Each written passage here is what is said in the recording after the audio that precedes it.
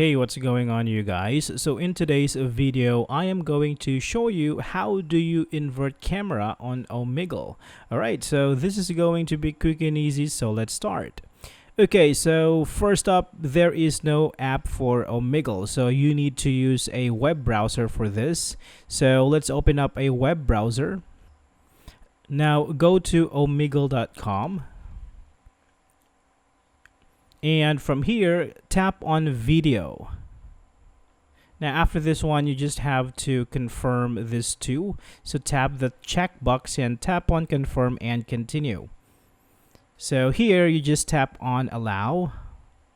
And here you can say while using the app. And from this one, you can choose which camera you are going to use. Would it be the front camera or back camera?